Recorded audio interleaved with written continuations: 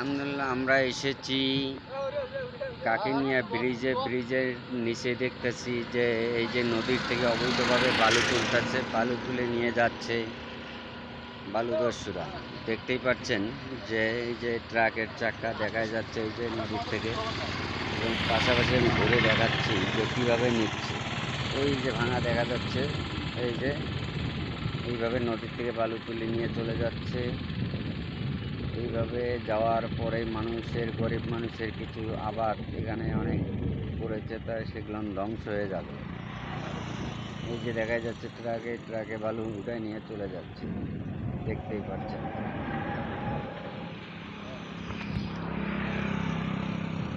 সুন্দরভাবে আমি দেখাচ্ছি আপনাদেরকে, আপনারা দেখতেই থাকেন।